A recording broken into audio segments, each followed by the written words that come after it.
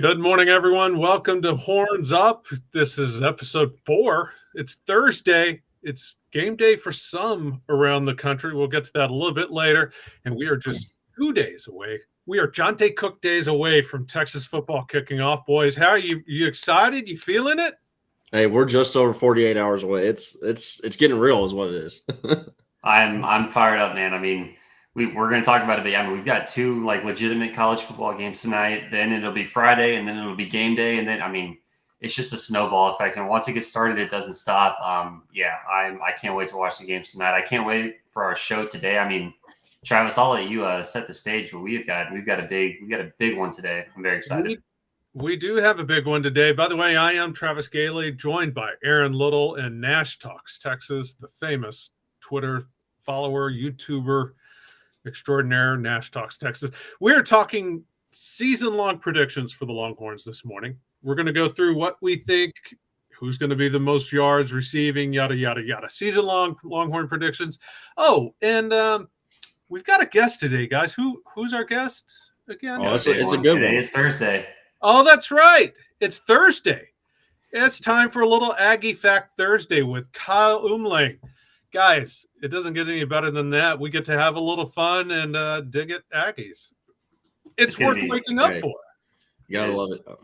There is nothing else I would rather do at 6:30 a.m. on a Thursday than to just let the Aggie jokes fly. I mean, that you guys, everyone will get to know me as the show goes on, but that nothing makes me happier, truly.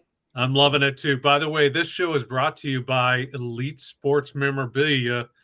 You know, he doesn't sell Aggie gear, but he does sell some incredible Longhorn gear. Guys, do yourself a favor. Grab your phone, scan that QR code, and go get you some awesome memorabilia like some Jordan Whittington memorabilia. Cam Williams. I mean, not Cam Williams. DJ Ivan Cam. Melendez. You can get yourself some Ivan Melendez every now and then. He's El Gato Grande. The Big Cat Jr. Ivan Melendez. I'm the only one who uses that nickname, but I love it anyway. Seriously, he's got all the gear you could possibly want. Elite Sports Memorabilia is the place to buy.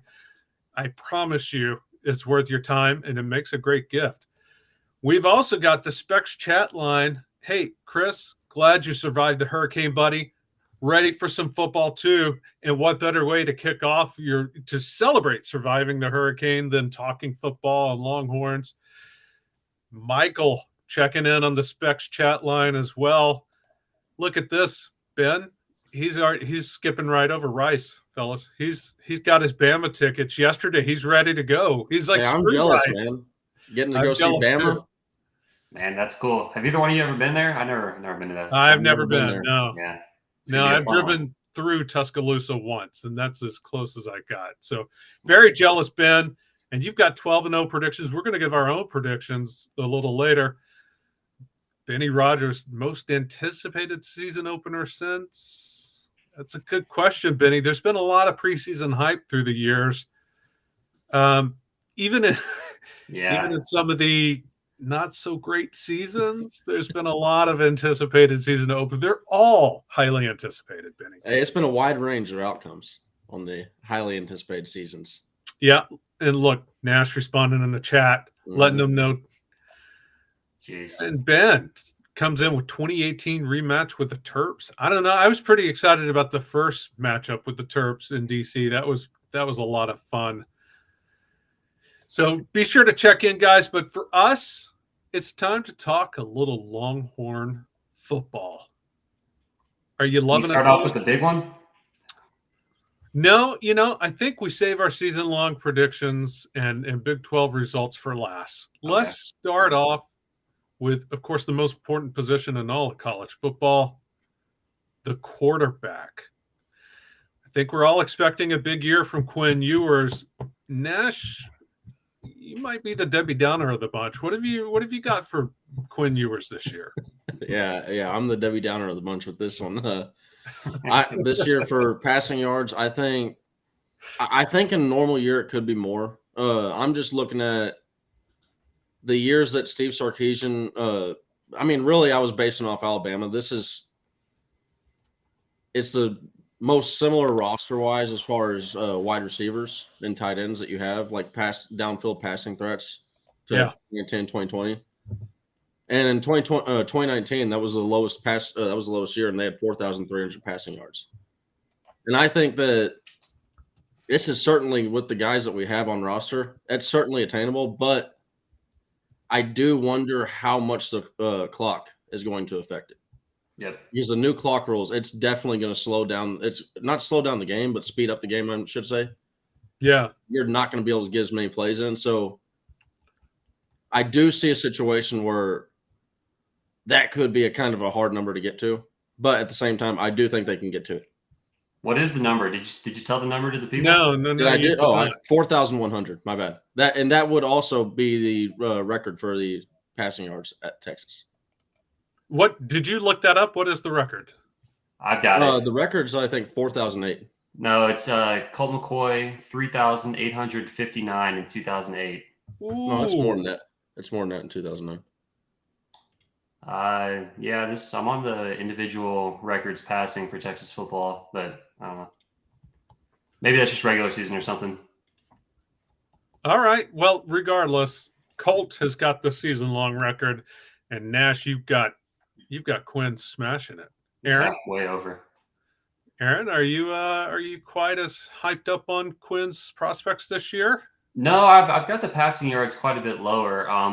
The Prize Picks line, which we do have the Prize Picks show later on the channel, so check that out. The Prize Picks line is around 2,950 yards. I'm going to go 3,200 yards. I'm baking in that he might not play every single game, which I hope he does, but I think that is a fair thing to do when you're predicting season-long projections for yards. I also think the clock, like Nash said, I think that's going to sneak up on people. I think it's in a good way for some of those hot days at DKR. If the game will speed up just a little bit, I think that's going to affect season-long stats quite a bit. But, I mean, I also think the defense is going to be really strong. I know Sark wants to pass the ball a lot, and I think he will pass the ball a lot. But at the same time, I think maybe the game scripts won't be as pass-happy. Like, they won't be needed to pass as much as they have been in the past because I think the defense is going to be the strength of the team. So I'm going to bake in maybe a game or two of Malik or Arch, and then the new clock rule. So I'm going to go 3,200 for Quinn. That's fair. I mean, when you're talking about, look, Quinn didn't have a full season last year. Yeah. The odds are around college football, when you look around, the odds are very few quarterbacks actually do make it through a full season unscathed. So it's fair to bake that into the statistics. I don't like putting that bad mojo out there. So I'm not going to do it. You can do that. I'm not going to do it. So I'm going to bake in a full season of Quinn Ewers, and I am right behind Nash. I've got Quinn coming in at 4,000 yards. I'm just going to nice round number. I like round numbers. I'm coming in at 4,000 yards, and honestly, it has as much to do with anything as. All week Sark has been saying the biggest question he has is coming into this season is the running game. He said it again last night on his weekly radio show.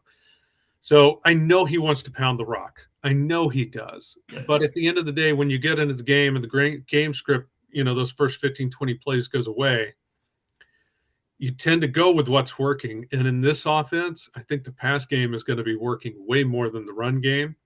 So I'm expecting a little more wide open. I'm kind of like Nash. I go back to that last two seasons at Alabama with Sark, where he had incredible athletes, at every position, and he utilized them big time. I mean, look, when Mac Jones comes out looking like a stud, I think Quinn Ewers can too. So I've got him at 4,000 yards. By the way, guys, I failed to mention, if you hop in on the Specs chat line, that's awesome. Go Astros morning. Glad to have you in. We're also glad to have in Adam. Good morning to you. If you've got a question, shoot it into the chat line. We may or may not answer it. However, if you do a super chat, I promise you we'll get to it. Super chat, fellas, that's the way to go. We will get your questions answered, even if you just want to make sure we read your comment. That's fine. We love to have it. We love to have you a part of the show. So make sure you join in. Even Fidel, look at the can't agree. I think our run game is the best part of this team.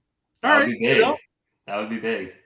That would be huge. Listen, if the run game ends up being the best part of this team, that is absolutely going to mean that I promise you, Texas is, well, I can't say that. Look, if the run game is the best part of this team, then either the offense, the passing game has collapsed, or if the passing game is still there and the run game is the best part, then Texas is going to be Big 12 champs, no question. But look, Sark has said his biggest question is the running game. My biggest question mark is the interior offensive line. So if you're right, Fidel, and I hope you are, but if you're right, that means things are going pretty well for Texas, most likely. Speaking of the run game, why don't we go ahead and go to the leading rusher? Oh, my bad. I was on mute. I do have a correction real quick. Okay. I saw the number that I saw was wrong, I was on the wrong page. It's a team record for offense in 2008. Okay. So not Colt McCoy, not individual run number, but the total team number. The highest we had was 4,008 yards in a single season. Yeah, so I saw the wrong page. That's not as cool. Are you a big combined no-hitter guy? Huh? Are you a big combined no-hitter guy in baseball? No. I was just saying I saw it on the wrong page. I just wanted to – I don't want to seem completely insane, okay? Either way, so what you're predicting then, Nash, is Quinn Ewers will have more passing yards than any Texas team. Period. I kind of almost want to, like, I'm going to stick with it, right? But, like, seeing that context, it kind of makes me want to go back on it because well, no. And I think that's a number that we can I think that's a number that I think we can achieve as a team. But I think if you look at if Texas is beating teams how they're supposed to be beating teams this year, you're going to see a Malik Murphy. You're going to see an Arch Manning come into the games earlier. And I think that's going to eat into Quinn Ewers' passing yardage. No, I think it's definitely fair. Because, like, if you look at the 2019 Alabama team, it was half Mac Jones and half Tua. Yep. Yeah. Yep. All right. That's fair.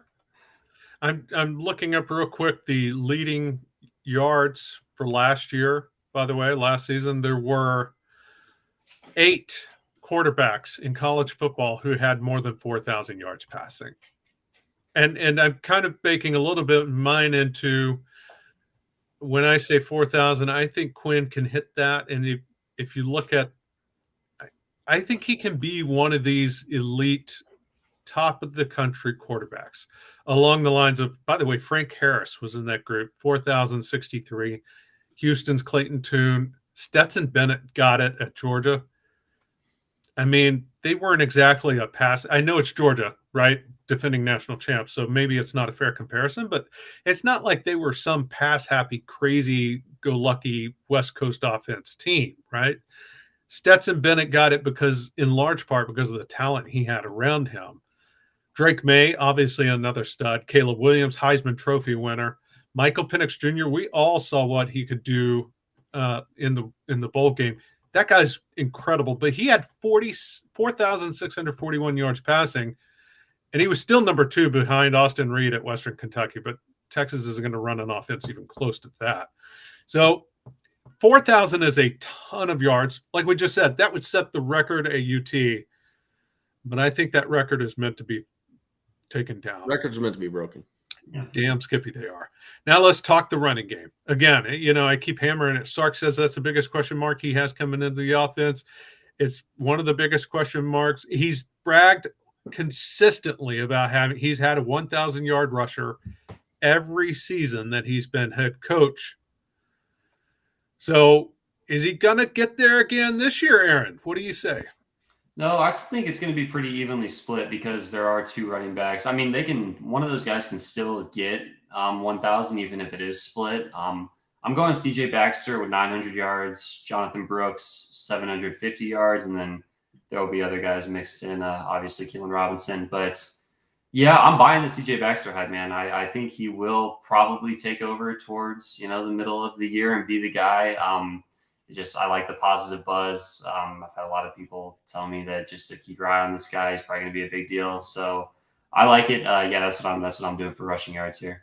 All right. So CJ Baxter under 1,000. Nash, do you agree? I think I'm probably alone in this boat, but I think I have Jonathan Brooks is going to go over 1,000 yards, and then CJ Baxter. I do agree that that's going to stay below 1,000. All right. I'm going to split the difference between you guys. I think Jonathan Brooks is going to be the leading rusher, but I think he's going to get 950. I think CJ Baxter, it's hard to ignore the hype around the guy. I mean, you can't just completely ignore everything that's coming out of camp, right?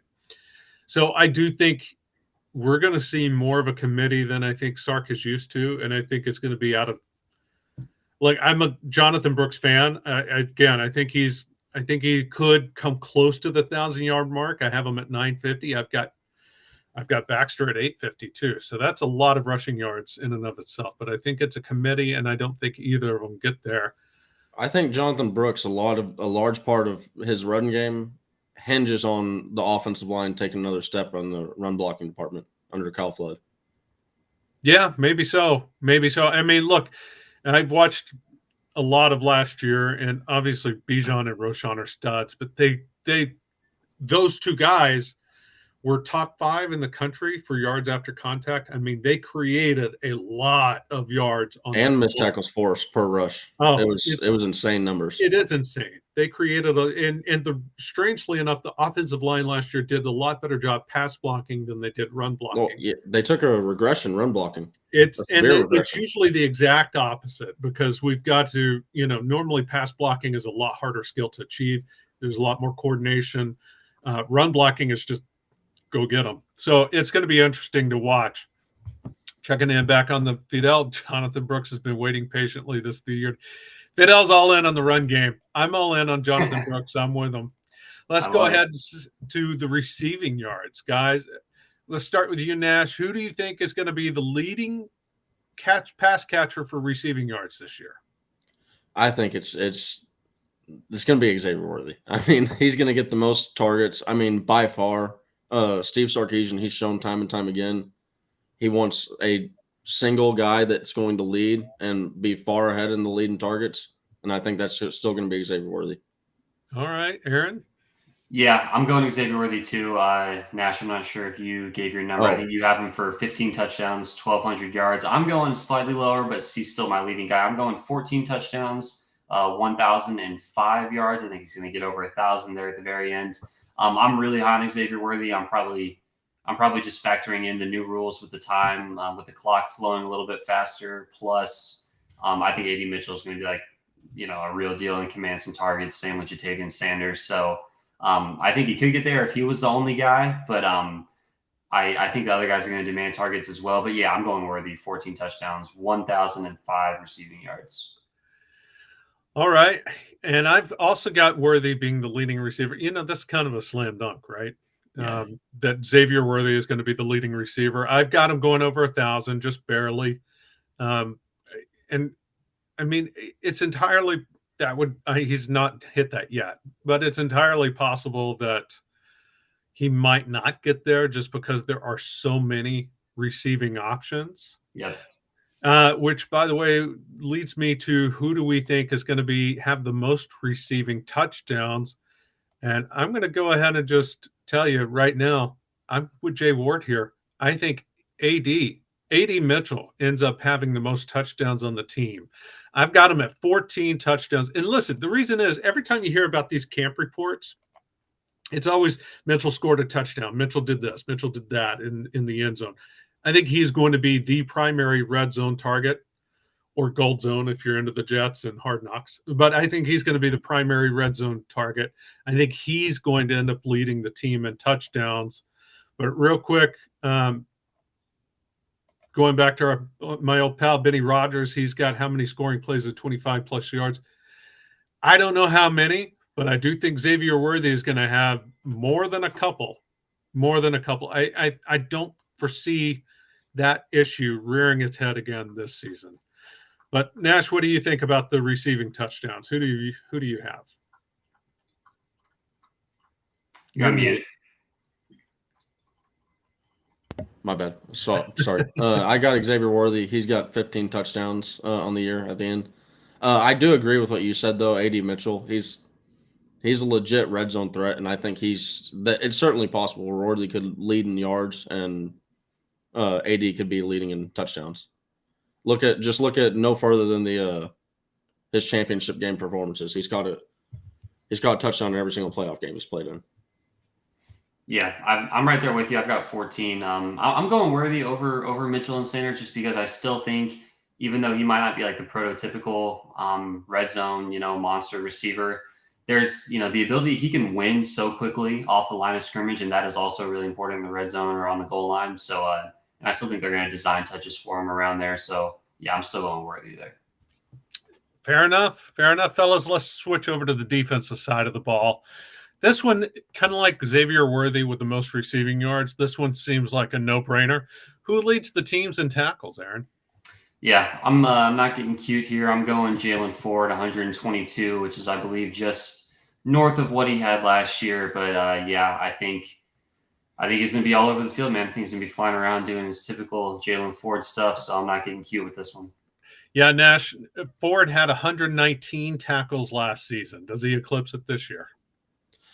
I mean, he easily could. I just kind of just to try and stick with an even number, or not an even number, but like a divisible 5. I'm all over the place this morning, but I think he gets 115 tackles, and the only reason why I think that he goes down in tackles is this defensive backfield. You'll hear me talk about them in a second. It's a legit defensive backfield, and I think that there's going to be some tackles vultured from him. Yeah, I've actually got him going with 130 this year. I think he actually gets better. Again, he had 119 last year, and that included 0 tackles in the season opener against Louisiana Monroe, which is still mind-boggling. I don't know how the hell that happened. But this PK defense is designed to funnel the linebackers into the tackling position to free them up to make tackles. So I do not see a regression with Jaylen Ford. I think he's full steam ahead. I've got him at 130, and, who knows? I think he gets there. As far as sacks, so Barron Sorrell led the team last season with 5.5 sacks. Nash, does he get more this year? Is he your leading? Not only does he get more, but he is our first double-digit sack holder since we had 2 in the same year, Cedric Reed and Jackson Jeffcoat. All right. And I think he gets to give you the number 11.5 sacks. 11.5 sacks for Sorrell. Got a half number out there. Daddy Barry, who does not join our show, which why not, Barry? You got to get up a little earlier and join us. Aaron, do you agree? Yeah, I'm going Sorrell as well. I'm going 9. I think he's gonna have a big year. I could see double digits again. I'm just thinking, factoring in the quicker games, that is going to impact all the stats across the board. But at the same time, Texas should be leading in a lot of these games, so other teams should be forced to drop back into obvious passing downs. And when you get into obvious passing downs when you're trailing, that's when those pass rushers can really pin their ears back, even on first and second down when they got to pass. So wouldn't be shocked if Sorrell gets there to double digits, but I'm going to go with 9 to be conservative. Travis, I'm seeing you're here.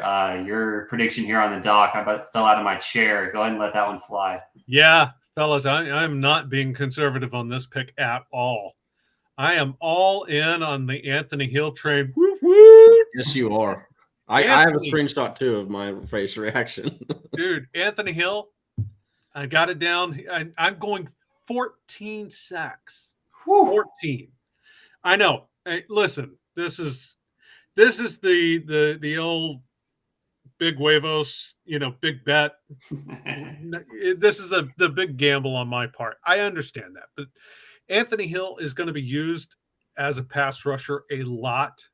He has the skill. He has the football knowledge, the instincts. I think teams aren't going to be able to ignore Sorrell. I think Sorrell's going to get his. I think it's possible Sorrell gets to 10 too. But Anthony Hill, I think, is going to be just a rocket coming in off the edge. I've got Anthony Hill with 14. Whew. I hope I'm right. Could be wrong. Real quick, let's do the offensive player of the year and defensive player of the year real quick. We don't need a lot of analysis. Who do you guys have? Nash, who do you have for each? I got Quinn Ewers as offensive player of the year, and then Jahdae Barron. That's my guy. I like it. I like it. He's a damn good player. Yes, a lot of interesting comments, by the way, about Jahdae on Football with Friends yesterday from Jim Nagy, head of the Senior Bowl. You guys be sure to check that out. Yeah, great interview there. Check that out. I'm going Xavier Worthy, offensive player of the year. And then I'm going Jalen Ford, defensive player of the year. So not getting crazy either one, but yeah, I like Worthy there, wide receiver. I think he's going to be the star. Yeah, Nick, I'm actually not on Rogue, believe it or not. That's all on me. And yeah, I'm definitely pouring out the burnt orange Kool-Aid on Anthony Hill. I'm all in on Anthony Hill. I think he's a stud. Guys, and I'm with you on Quinn Ewers and Jalen Ford are my offensive and defensive players of the year. So let's go to the record. We're pretty optimistic about this team. Just you can tell that just from our picks and our numbers. Let's start off with you, Aaron. Who have you got? Yeah, I had a tough time with this one. Our very first show, you asked us for our top 4 playoff teams. I didn't put Texas in there. I went back and forth. 10-2 feels like the safe conservative pick, like that everyone's going with. I really thought long and hard about going 11-1. I think this team can go 11-1. I think they can go 12-0. I'm going to go 10-2 just because, I have a hard time going 11-1 when I don't fully trust the quarterback yet. I don't fully trust the coach yet for second half adjustments, and I don't fully trust the team overall on the road. So you factor all those in. I'm going to go 10-2, but I was very close to going 11-1, and I do have them winning the Big 12 over Kansas State. All right, you know what? I'm going to go ahead and tell you I understand all of those concerns, but I did go 11-1. We didn't get to it in our talk, but Sark for me is the X factor. I wrote about this in my column on Orangebloods.com, which if you have not signed up for Orangebloods.com, you need to get over there. I think Sark has learned how to be a head coach. And I think he's been building for this moment. I think he's ready to take that next step. He's the biggest X factor in this year for me, and I think he's going to prove himself worthy. I've got this team going 11-1. I don't know about the playoff. I said the other day, Big Ten could potentially get 2 teams in. The SEC could potentially get 2 teams in. I think the numbers on a 14 playoff are going to be tight. If it was 11-1 good enough to get there, I don't know. It's possible. Yeah, I think with 11-1, you can't have USC go 12-0 at that point. If USC goes 12-0, and then you might have 2 SEC teams and like an 11-1 Big Ten team. I mean, obviously, right. I'm talking way in the future, but yeah, that's why I can't say 11-1 is good enough for the playoffs. So I've got 11-1. I don't know about the playoffs, but they are Big 12 champs, beating Kansas State for a second time. Nash, are we too low? I am the Kool-Aided up guy. I'm 12-0, but I will say I do understand everything that y'all said is 100% correct. This is easily a team that I think this is a team that, unfortunately, until we're proven wrong, this is a team that could go below 10 wins. Like this, that's the sad reality of Texas right now. Until we get that off our back, it's going to linger. So, but I do think not getting Bama early on in this, I think getting Bama early on in the season and not getting them later on, I think that's a massive thing for us. Getting the quarterback situation maybe on unstable ground, or even like a Jalen Milroe, even if they know what they want. He's just had less time to acclimate himself as a starter. But yeah, I think that 12-0, it's possible to lose some games. There's definitely going to be some tough stretches later on this season. But when we get those teams, if you look at their schedules, they all play a lot of tough games. Like at BYU, they play a lot of tough games before they play Texas, Kansas State, same thing. really Texas Tech is the only one that gets a nice gap with all these big teams. Absolutely. By the way, my 11-1 prediction, I've got the Horns beating, and I've said this multiple times now, I've got the Horns beating Bama. So that one loss is the oopsie daisy, where the hell did that come from loss. So 11-1 for me is pretty big. You know what I mean? Like I think they're going to have a great season. It's hard to ignore the fact that Texas ends up getting a loss somewhere where they shouldn't. But yeah, JD Hack is with me on the 11-1 train. Love to have you on board, JD.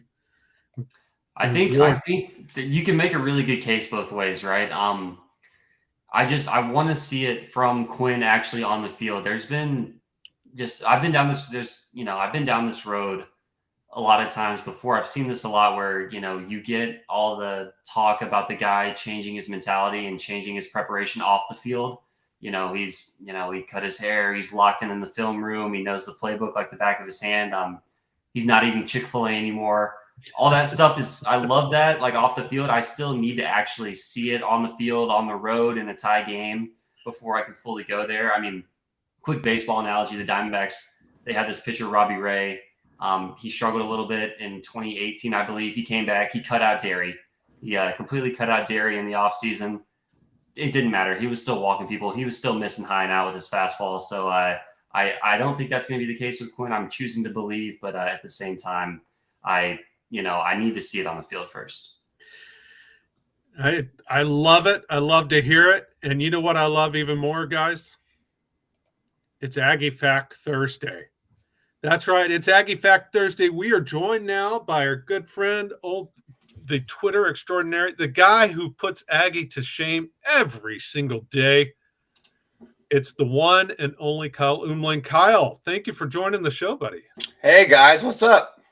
Not much. How are you doing this morning? Thank you for joining. I'm great. I am great. Every Thursday is a great day to get up. It is a great Thursday. I was about to say, you probably just wake up on Thursday even more excited than everyone else. Yeah, I'm really a little more chipper than usual on a Thursday.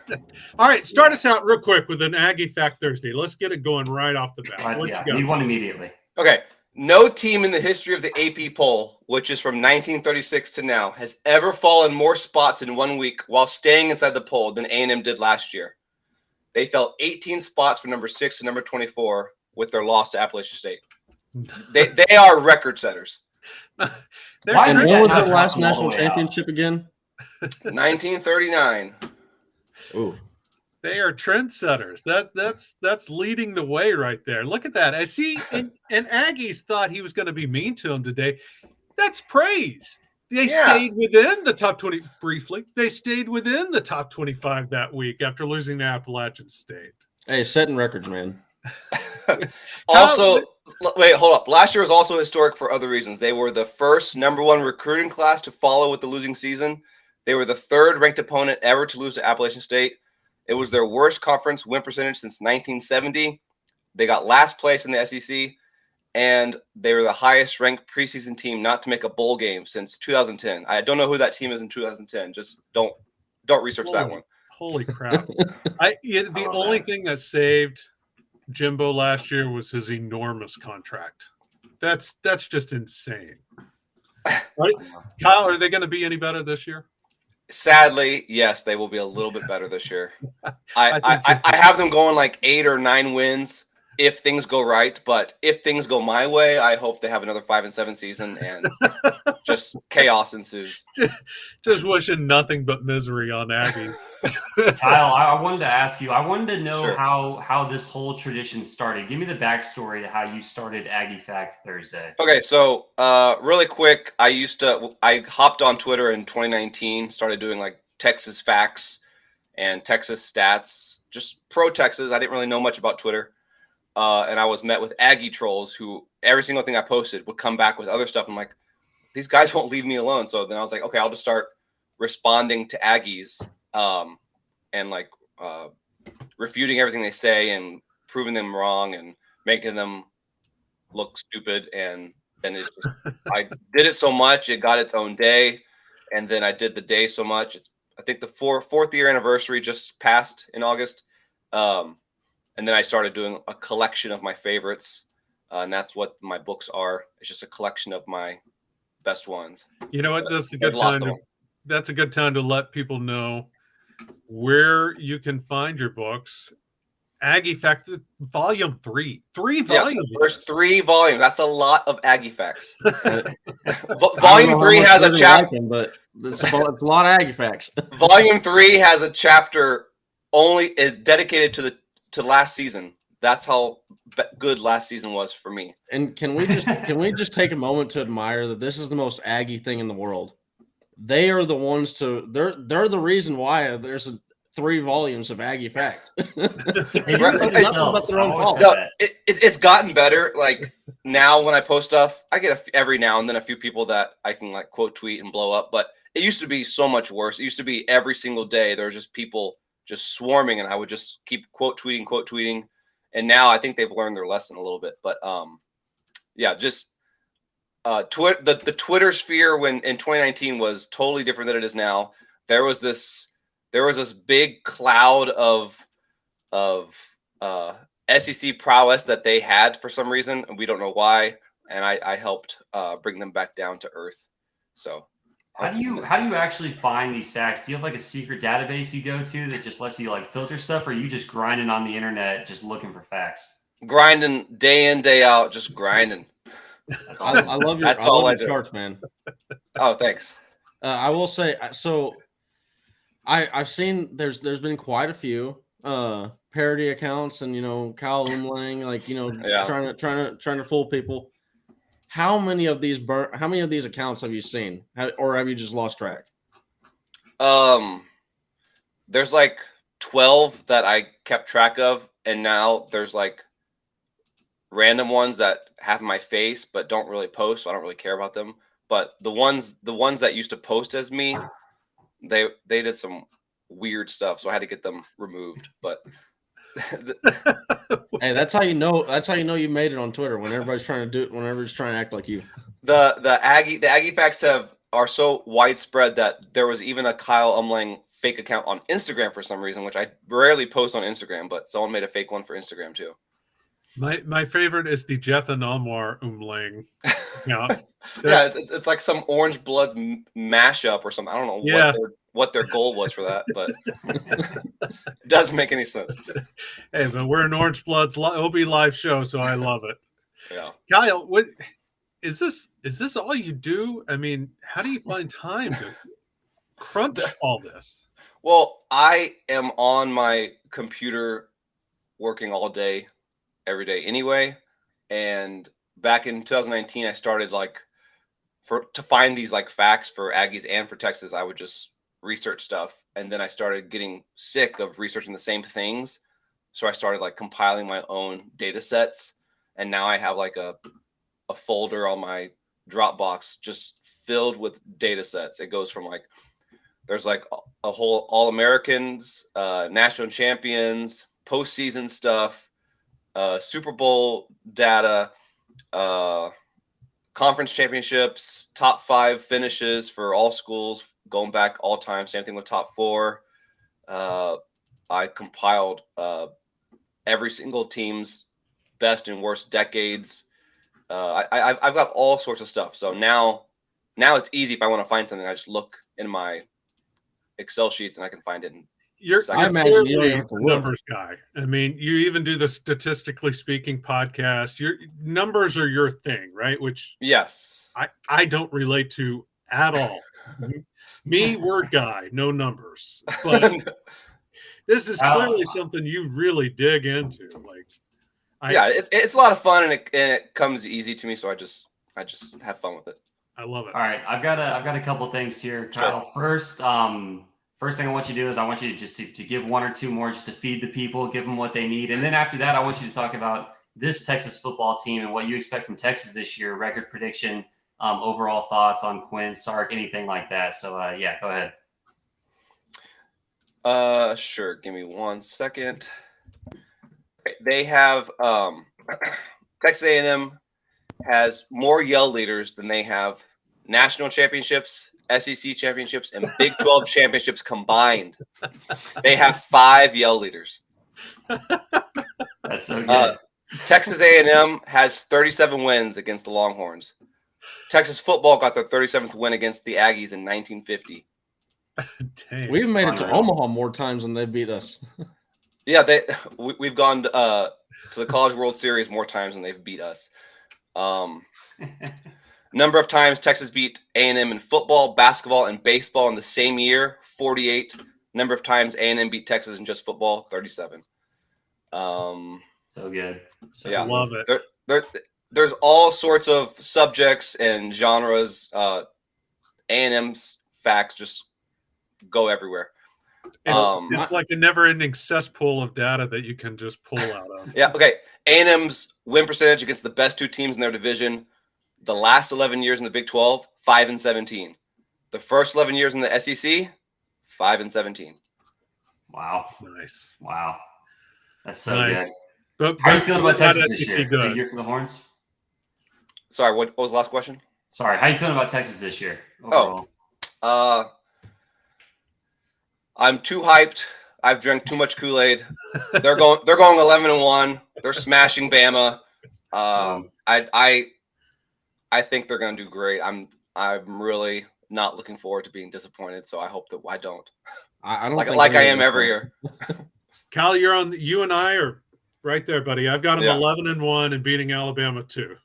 Wait, who's your loss? I have trouble finding the loss. It's a no shit loss somewhere along the way, right? I don't think it's going to be Tech, especially after now. No, I don't think it's Baylor, and I don't think it's TCU. I think it's going to be sometime after Alabama. I mean, sometime after Oklahoma. Yeah, I have BYU or Kansas State. One of those, I think we can't juggle and we lose a close one or something. My only struggle with BYU is BYU has a tough stretch of games coming into DKR. Well, that's good. So that's why I think that we ultimately are able to avoid any real problems there. But I think if we're going to lose a game, it's to Alabama or to Kansas State. Yeah, Iowa State on the road is the one that concerns me a lot. It concerned me up until they lost half the team and because losing of gambling. Half their scholarship players. Playing in Ames is always scary for some reason, but now I'm not worried about it this year. Yeah, that's true. I don't think Bo Davis is going to be letting a week game slide in Ames, Iowa. Right. Kyle, how about one more for Barb's, whose in-laws appear to be Aggies? Do you have a good one for sure. Barb's? Regular season conference titles in the last 40 years.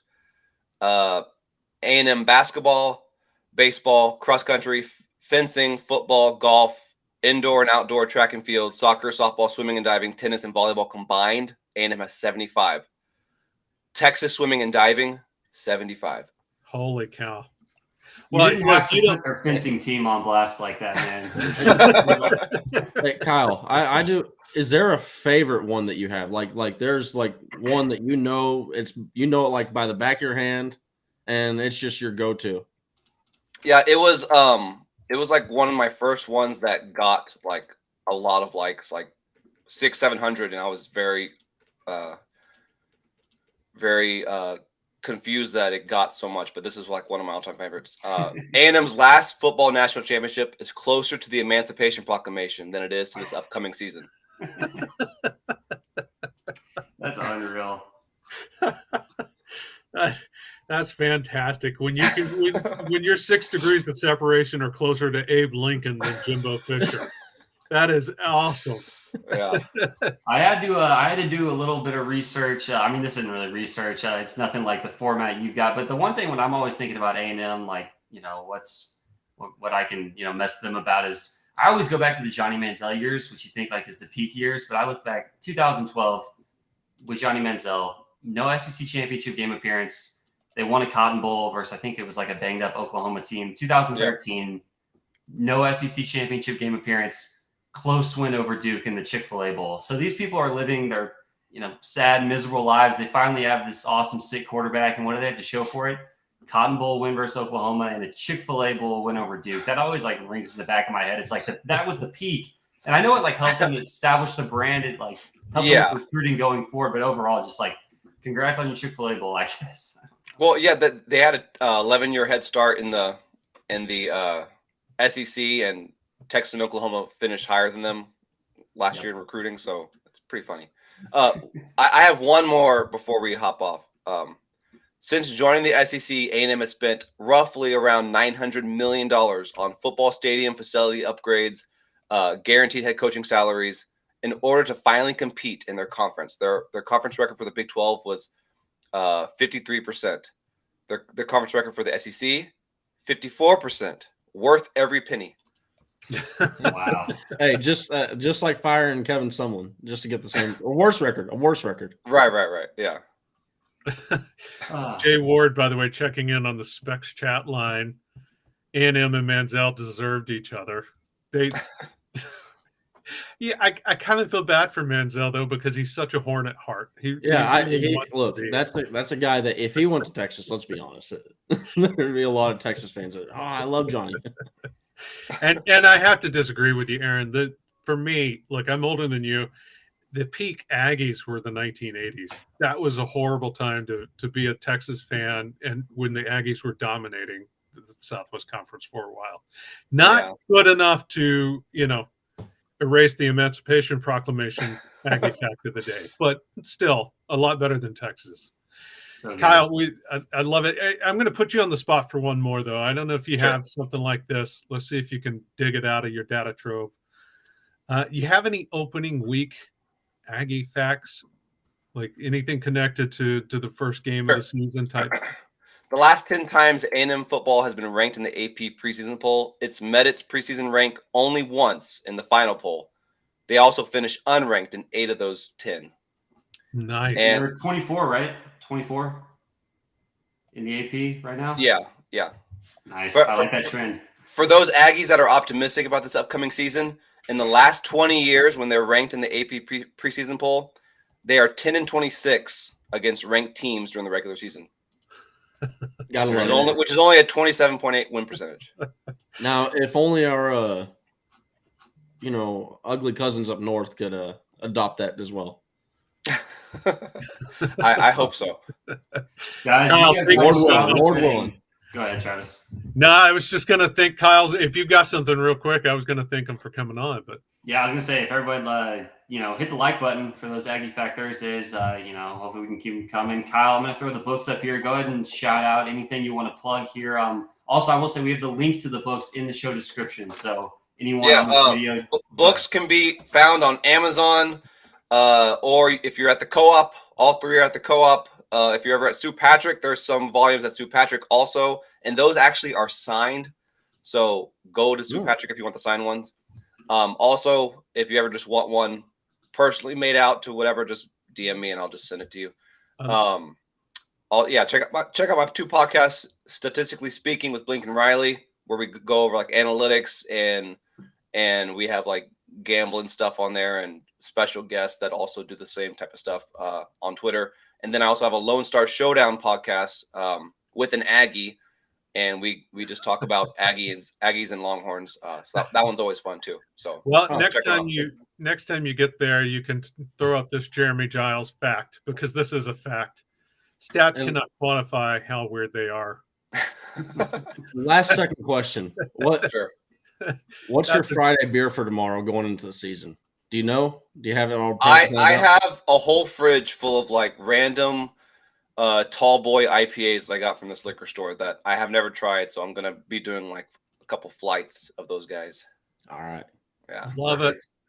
Kyle, I know you're like us. You can't wait to you're looking forward to this season. You can't wait to get it going. And we can't tell you how much we appreciate you jumping on for Aggie Fact Thursday. Open invite. Anytime, guys. Anytime. Open invite. Perfect. Yeah. Appreciate it, man. Thank you. Okay. Y'all have a good one. Thank you so much, Kyle. Have a great day. What a guest. What a guest. We've had just some great guests so far. If that doesn't kick off your football weekend in fantastic style, what possibly could? Aggie Fact Thursday is the way to go. Hey, you know what? Love these sounded like for the optimistic A&M fans. Here's something just to really burst your bubble. Hey, Travis, I got an answer to your question. You know what could? You could hit up Elite Sports Memorabilia and get yourself some Texas merchandise before some of these players would go show out, and hey, maybe you miss out on it. That's a fact, Nash. You are 100% correct. Elite Sports Memorabilia has everything you need. Longhorn gear signed by the players.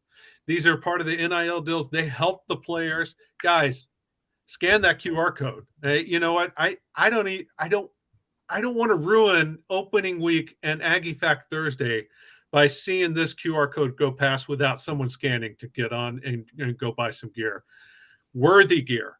He's got Malik Murphy signed. You can pre-order your Malik Murphy gear right now. It will be signed and shipped to you. Oh, love it. Somebody jumping on the Elite Sports Memorabilia train already. Hey, they heard Malik Murphy and they said, I got to get on that. You know what? And they should, because if Aaron is right, we're going to see Malik Murphy this year at some point. In fact, we're going to see Malik Murphy this Saturday. I promise you. Malik Murphy and Arch will play this Saturday. Guaranteed, in the books. Take it to the books. And by the way, it's not just Saturday. You don't have to wait for Saturday for college football, boys. We've got college football tonight. 2 big games in the house. And there's a lot more games, but 2 really good games. Nebraska versus Minnesota on Fox, the big show, the big channel, Fox. And going in with that's a Big Ten, that's a conference matchup, Big Ten conference matchup right there. I kind of like when they do that week 1. It's a little unusual, usually get to ease in, but like you give me a good conference matchup week 1. I mean, I'm in. I think more teams should do that. Also some like these big cross conference matchups like LSU and FSU. I know it's like an extension from last year, but I love it, man. And then 5 straight days of college football. Gotta love it. Sharon Little on board the Michigan train, row the boat. Yes, Minnesota. Frankly, Sharon, I can't stand the row the boat thing. It's cheesy, and I cannot get on board with it, frankly. But this is, by the way, this is Matt Rule's debut. We're going to see how Nebraska looks under Matt Rule coming off the not so great stint with the Carolina Panthers, but we all know what he did at Baylor. So I'm excited to see what Matt Rule does. And I also got to give a shout out to Nebraska. By the way, they set the record last night for most people to ever see a women's sporting event. 92,000 people packed into the football stadium to watch Nebraska volleyball take on, I forget who they were playing. It doesn't matter who they were playing. 92,000 Cornhuskers packing in for women's volleyball. That is incredible. That is awesome. I love it. Shout out to Nebraska. Corn Aggies. They turned out big time last night, and I think that's a fantastic I think that record is actually a stadium record overall. Like that's the most amount for even football. Is it really? I think that's what they said last night. And it's like, and I think I would actually go back on what you said and say that who they were playing matters, because it wasn't a big, if I remember correctly, it wasn't a big name opponent. So I think that to be able to bring in that many people. You're right. That is a stadium record. The previous record was 91,585, which, by the way, I mean, we're talking about a football stadium that's been sold out for all of our lives. Let's question the legitimacy of that sellout record, because they have a history of their boosters where they like to buy the tickets, and I don't know if the butts aren't in the seats, it's not a sellout. Blue Jay checking in. They played Nebraska Omaha. Which is awesome. Frankly, I don't think it matters, because that was clearly one of those generated. Let's set the record. But you know what? They did. They showed out. I mean, I think it's fantastic. I think it's awesome they did. That's not the best game of the weekend, though. The best game Thursday night. The best Thursday night game is over on ESPN tonight, 7:00 Central, Florida versus Utah. Cam Rising, former Texas quarterback who, God, can you imagine had he not transferred, by the way? Cam Rising will probably not play. He's still injured. I don't foresee him getting into this game, which is going to make it harder for Utah. But they're at home, and they've got Jaquindon Jackson, by the way, running back, another former Texas quarterback. Yep. he didn't last long here. I was shocked that he transferred as quickly as he did, honestly. But he's now running back for Utah. They're without Cam, it's going to be tougher, but they are a tough physical team. Florida had a horrible year last year. They barely eked into the Las Vegas Bowl, where they were destroyed by Oregon State, which is another tough physical running team. So, I think this is a good matchup. I'm really, really looking forward. You talk about the cross rival, Florida's having to travel across the country almost. I mean, Utah's a Pac-12 school at least. It's not on the coast, but this is going to be a big game. I'm really looking forward to it. A crazy stat on Florida. This is their first time playing a non-conference Power 5 opponent going on the road out of the state. Is it really? Yeah, I believe the only they played Florida State on the road, but you don't leave the state of Florida. So this is going out to Utah. I wonder with the history of Jaquin Jackson at quarterback, and if they don't have Cam Rising, I wonder how much, like if they have any special packages, Wildcat or anything. I would be shocked. They've used him in the Wildcat package before, so I think have. We're going to see it again. I'm talking like further, Yeah, like legit, like, hey, we're going to use this heavily. And I'm with Jay Ward on this. 7-5 for Florida would be a successful year for them. Not for their fans, but realistically, I think that's going to be a successful year for them. Well, they need it too. They do. They had a recruiting boost, but they need some wins to sustain that. Full disclosure, I graduated high school in Gainesville at Buchholz High School while my dad got his doctorate at UF. So I'm not a Florida fan. My dad is, obviously, but I do keep up with them a little just because of that, and have a ton of friends who are Florida grads. And so last year was a disastrous year. I think they can be better, but I don't know how much. Vegas is giving them a pretty good shot. I mean, the fact that Utah is only laying 4.5 in it's a home game for Utah, that indicates that the Vegas thinks they're pretty much an even matchup on a neutral field. So I think that's pretty interesting. And going back to Nebraska, Minnesota's laying 7 points. I mean, that's a big game for both teams. I mean, if Nebraska could go in there and get a win after the type of year they had last year, that would really start things off on the right foot for them. And then Minnesota, you don't want to lose a conference game in the opener at home when you're a 7-point favorite. So that's a pretty big swing game there in the Big Ten. But yeah, I mean, I'm just so excited to have these games on TV, man. And Aaron, I mean, honestly, Nebraska, that's been one of the programs that they've had just so many years where it's like they could literally, like you're talking, it's such a small margin in these games of between them being 10 wins and being this like horrible lot. Like, I mean, yeah, Scott, they need a moment like this. Man. I mean, they need a moment. Yeah, they do. Yeah, they do. They really do. And I thought Scott Frost would be the answer, and he was a disaster. Yes. I also questioned what Minnesota's mind frame is going to be coming into this game. They've dealt with a lot of issues in the offseason. PJ Fleck accused of having a toxic culture. I don't know. But, it sounds like they were rowing that boat through some rocky waters is what it sounds like to me. So I think there's a potential there for a big Nebraska win in a showcased event, primetime on ESPN. First really big game of the season. Notre Dame Navy, I don't think really qualifies as a big game. Say that it pains me to say that. I want Navy to be good this year. I don't think they're going to be. This is the first huge game of the season. And JD Hack, he really thinks Utah is not going to have too much trouble tonight unless they can score, unless they can't score, which is always a possibility. So yeah, we've got good football tonight. It starts tonight.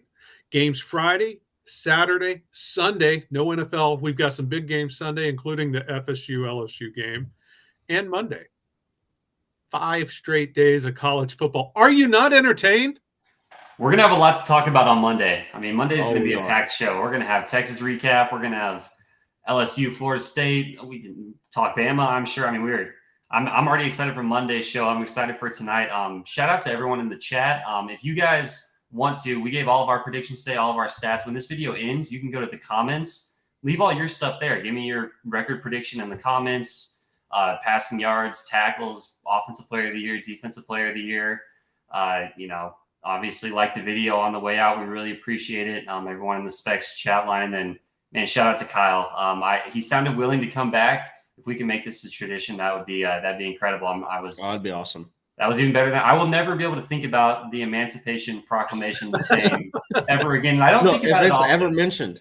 Yeah, I don't think about it like on a daily basis, but now when I do, I'm never going to think about it the same. I can't help but picture Jimbo in a stovetop hat like Abe Lincoln used to wear. That's what it made me think. Which is weird. By the way, Danny, with the Texas Rice prediction, we're doing our game predictions mañana, tomorrow. Aaron's already looking ahead to Monday. We still have a Friday show, guys. Yep. We're going to have reaction coming in from Sark. He's got a press conference today. We've got score predictions for Texas Rice tomorrow. We've got score predictions for a lot of these big games coming up this weekend tomorrow. It's going to be a full show. It's game day, game week. We're excited. Hope you're enjoying this show. Once again, Elite Sports Memorabilia is what makes it all happen. Scan that QR code, people. I can't tell you enough how awesome that gear is. Look at the back of Nash's wall. That all happens, not all of it, but most of that happens because of Elite Sports Memorabilia. See, we're not just the show that they sponsor. We're patrons. We use it. Customers. We love it. Right? Aaron, do they treat you? Nash, do they treat you well? He did. I'll say he did a promotion to help out a friend in a time of need, cover medical bills, and absolutely he had a ton of orders. And I'm thinking, okay, you know what? Hey, like it was like I understand. Like it was like it was a week, and I'm like, you know what? I'm expecting delays. I'm expecting, maybe I might get the wrong jersey. Nothing. It all showed up on time. It showed up every jersey exactly how I ordered it. He has it all buttoned squared away. Look at that. Somebody else jumping on the Elite Sports Memorabilia train. By the way, guys, there is a limited supply. So every time you see that little symbol pop up saying somebody scanned the QR code, that's one less opportunity for you to get some gear. So be sure to keep that in mind when you get on board with that. Or every time you see Jonathan Brooks score a touchdown. Hey, Jonathan Brooks is one of his big signings. Brandon, the owner of Elite Sports Memorabilia, who's a good dude, like Nash just said, he helps people out. He is a genuinely good dude. He's all on board Jonathan Brooks' train. He's got Jonathan Brooks memorabilia signed, ready to go, ready to pack up and ship to your home. So when you're watching him score 3 times against Rice this week, maybe we'll see. You just remember, that's the place to go to get the gear. And by the way, OB Live is the place to stay for Longhorn football talk. Yep. It's not just this show. We got Anwar's show coming up, the old-fashioned sports talk show coming up right after us. Right after that, after a short break, we're going to have Ketch and Chad Hastings. Cool. The One thing today, Travis. One thing today. We actually have Anwar from 8 to 10 today, and then we've got the Prize Picks show hopping in from 10 to 11 with the whole crew. So any gamblers out there, you can get the Prize Picks promo code. They'll be talking about that. So we have that from 10 to 11. Yeah, and then we've got House Divided, and then we've got Football with Friends with Alex Dunlap, 3:30 to 5:30, and the Outsiders are back. They had a lot of fun last night. Go check out that episode. But there's nowhere else to go. You got to be live all day. That BJ Johnson episode was amazing. Was fun. That was fun. Be sure to check that out. If you missed it, it's still on the YouTube channel. That's the beautiful thing. This show is still on the YouTube channel. Aaron was right. Be sure to leave your season-long predictions in the chat below, in the comments section below. We want to read them. We want to see. Everybody else wants to know, who do you have winning? So leave those comments. Guys, have a great Aggie Fact Thursday.